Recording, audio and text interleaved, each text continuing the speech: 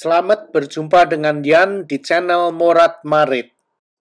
Menurut pendapat aku pribadi, hidup di dunia ini sangat stres sekali. Aku ingin tanya nih, apakah kalian pernah melihat uang 1 miliar itu seberapa banyaknya? Apa cukup dimasukkan ke koper kecil? Nah, yang kalian lihat ini adalah uang lembaran 100.000 rupiah. Satu ikat uang 100.000 itu jumlahnya 10 juta rupiah. 10 ikat sama dengan 100 juta rupiah. Dan di layar Anda ini kalian melihat satu ikat besar yang sudah dibungkus plastik itu jumlahnya 100 juta rupiah. Jadi 10 ikat uang lembaran 100.000 yang sudah dibungkus plastik itu jumlahnya sama dengan 1 miliar rupiah. Nah, sekarang kalian sudah melihat seberapa banyak uang 1M. Ternyata tidak banyak. Bisa cukup dimasukkan di koper carry-on kecil seperti ini. Iya kan? Selanjutnya, aku akan cerita tentang berapa banyak uang yang kalian perlukan untuk pensiun di hari tua nanti. Background video ini aku ambil sewaktu aku olahraga jalan di mall beberapa hari yang lalu. Mallnya cukup besar, kalian bisa lihat sendiri ya. Hanya 2 tingkat tapi areanya sangat luas sekali. Karena di Amerika ini masih banyak tanah kosong, maka itu pembangunan bukan ke atas tapi melebar gitu ya. Karena tanahnya luas sekali. Tidak seperti di Indonesia kan, mallnya itu bisa sampai 5 atau tingkat 7 begitu. Di sini hanya 2 tingkat sudah cukup. Dan mallnya itu tidak serame seperti di Indonesia. Biasanya di Indonesia itu mallnya kan rame-rame sekali ya. Kalau di sini mallnya sepi, apalagi setelah COVID ini ya tambah sepi. Padahal ini adalah mall yang terbesar, keempat terbesar di Amerika loh. Memang areanya luas sekali, tapi ya seperti itu, tidak banyak pengunjungnya. Lalu coba lihat ini ya, 2 tingkat saja. Mallnya indah sekali. Dulu ini rame sekali mall ini. Tapi sekarang ini sepi, terus aku kalau jalan-jalan ke mall itu sering berpikir bagaimana caranya mereka itu bikin duit. Aku nggak tahu. Padahal ini sewanya ya, sewanya toko yang kalian lihat itu, toko besar itu ya. 1 bulannya itu bisa 15.000 US dollar. Kalian tahu 15.000 itu sekitar 250 juta per bulan. Itu belum bayar listrik, bayar air, bayar pegawainya. Pokoknya bukan main, overhead-nya itu sangat mahal sekali. Tapi gimana mereka mau bisa hidup, bisa cari duit ya? Aku sendiri nggak tahu lah. Nah, nikmati saja pemandangan mall yang ada di sini. Aku ajak kalian untuk jalan-jalan supaya kalian bisa setidak-tidaknya tahu bagaimana keadaan mall di sini ya. Lain suasananya lain, tidak seperti di Indonesia. Nah, sambil menikmati video ini, aku akan cerita tentang berapa banyak uang yang kalian perlukan untuk pensiun di hari tua nanti. Nah, ini dia. Tapi aku tidak mengajarkan atau menceramai kalian bagaimana caranya menjadi kaya untuk bisa punya uang banyak. Bukan ini. Ini aku dapatkan beberapa hari lalu ya, mungkin minggu lalu. Aku membaca satu artikel menurut aku sangat menarik. Nah, inilah rumusnya ini. Kalau kalian butuh 10 juta per bulan untuk hidup di masa pensiun nanti ya. Nah, rumusnya ini adalah 10 juta kali 12 bulan. Jadi per tahunnya kalian membutuhkan 120 juta. Nah, di sini pertanyaannya, kalau kalian sudah pensiun kan tidak kerja kan? Terus bagaimana caranya bisa mendapatkan income sebesar 10 juta per bulan? Itu pertanyaanku. Nah, menurut ini ya, kalian membutuhkan investasi uang sebanyak 3M. Menurut mereka itu ya, yang paling aman kalau 4% dari investasi kamu itu ya, itu sama dengan 3M. Nah, setidak-tidaknya kalian harus mempunyai uang 3M untuk diinvestkan mungkin ke stock market atau apa ya, terserah itu, terserah kalian. Jadi 4% itu menurut mereka itu adalah jumlah yang aman. Jadi 4% itu sama dengan 120 juta. Jadi 3M, 4% dari 3M itu adalah 120 juta. Dan 120 juta itu kalau kalian bagi 12, itu berarti kalian bisa dapat 10 juta per bulannya. Yang mereka maksud dengan 4% itu adalah jumlah yang aman untuk mengambil uang dari investasi kalian yang 3M itu seperti ini kira-kira. Jadi kalau kalian mempunyai uang 3M, kalian investasikan ke stock market atau saham apapun ya. Kalau kalian ambil 4% setiap tahunnya, berarti tidak ada efeknya dengan total investasi kalian. Jadi investasi kamu itu 3M kamu investasikan kan. Kalian ambil 4% setahun itu tidak akan mengurangi jumlah total dari investasi kamu yang 3M itu. Jadi kalian ambil terus sampai mati. Investasi awalnya itu tetap akan 3M, tidak mengurangi. Nah, seperti itulah yang dia maksud. Kalau 4% diambil 4% itu aman-aman ya kira-kira seperti itu. Nah, jadi tidak perlu dia jelaskan juga tidak harus 10 juta per bulan, tidak. Maksud dia tuh begini, ini hanya rumusan aja ya. Maksud dia kalian harus tahu berapa banyak uang yang kalian perlukan per bulannya untuk hidup gitu. Kalau kalian hanya memerlukan 5 juta, ya 5 juta aja, nggak perlu 10 juta ya.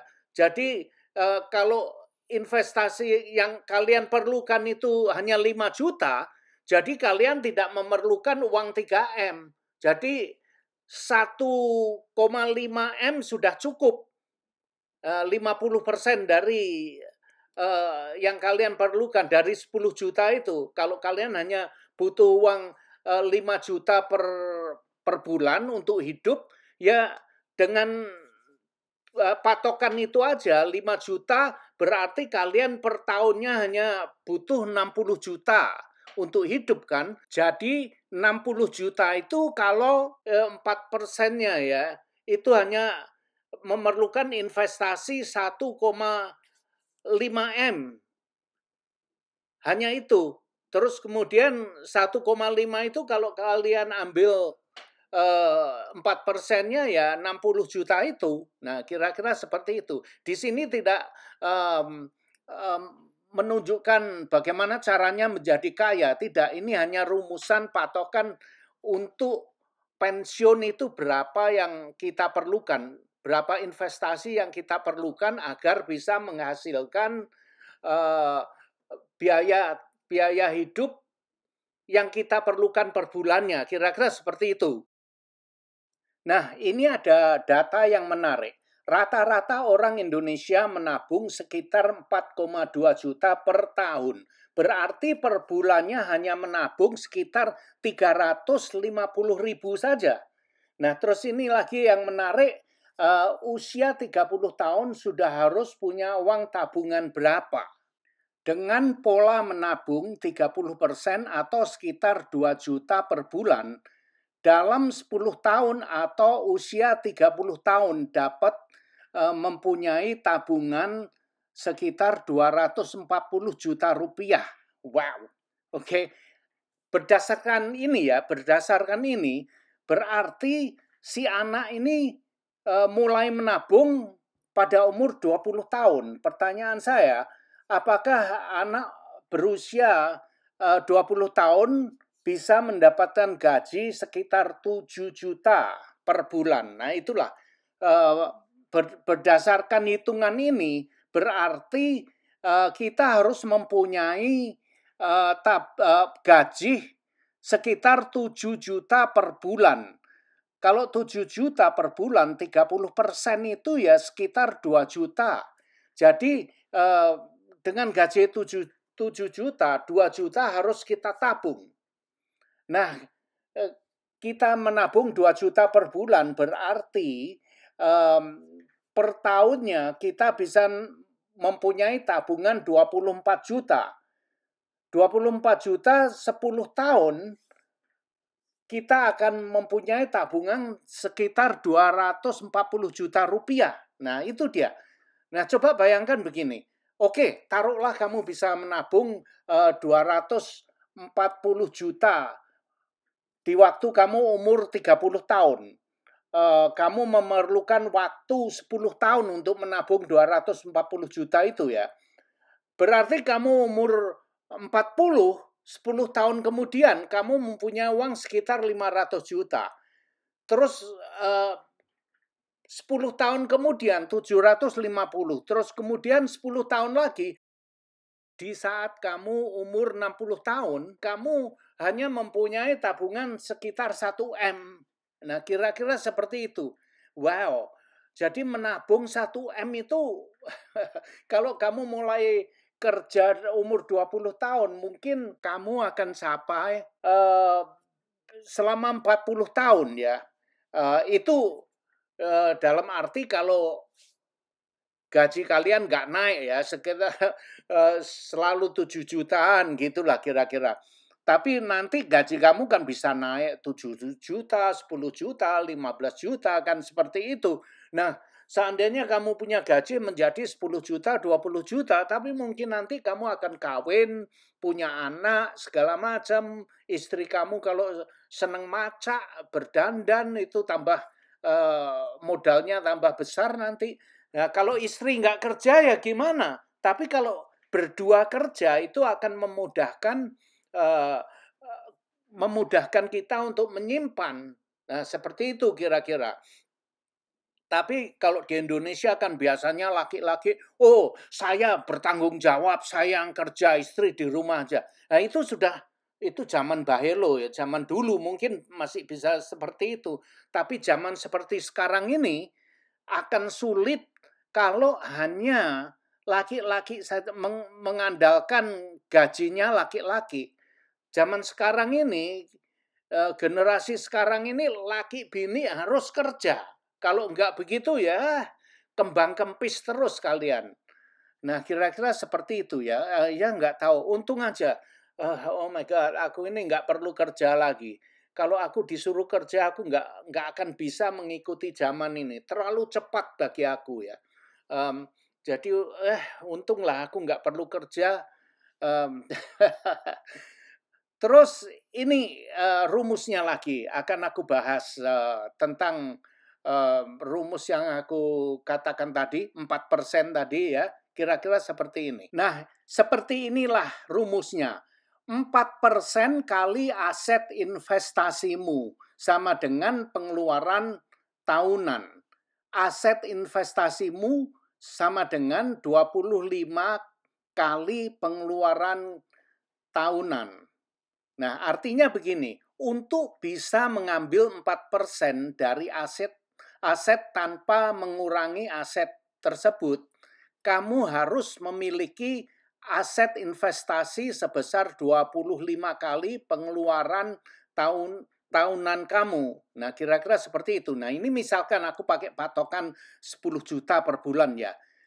Jika pengeluaran tahunanmu misalnya 120 juta dengan asumsi bahwa pengeluaran bulanan sekitar 10 juta per bulan, maka kamu harus memiliki aset investasi sebesar 3 3 miliar.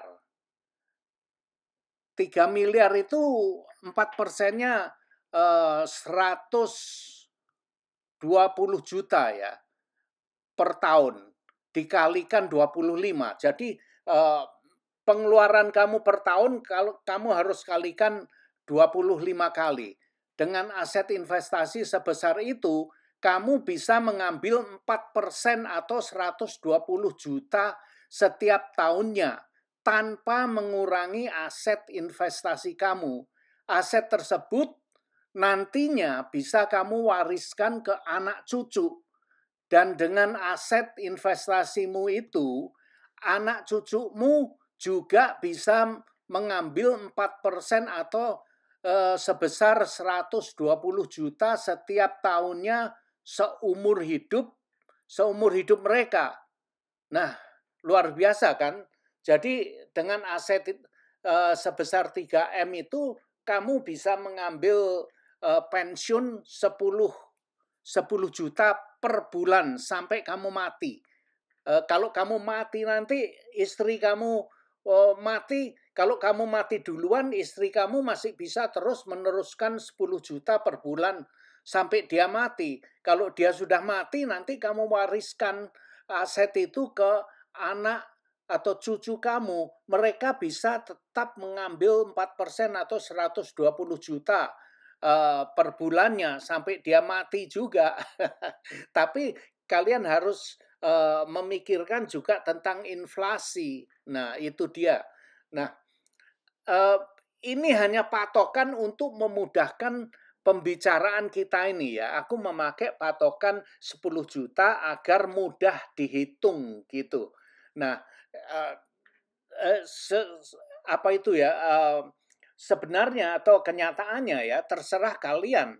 Kalian mungkin mempunyai lifestyle yang lebih tinggi lagi ya. Kamu bisa menaikkan pensiun kamu 25 juta per bulan atau 50 juta per tahun itu per bulan maksudnya.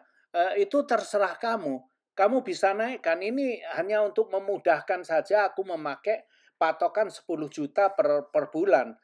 Tapi kalau kalian mau naikkan 25 juta per bulan ya monggo-monggo aja, atau 50 juta per bulan atau 100 juta per bulan terserah aja. Nah, untuk lifestyle yang seperti itu juga membutuhkan modal investasi yang lebih besar lagi.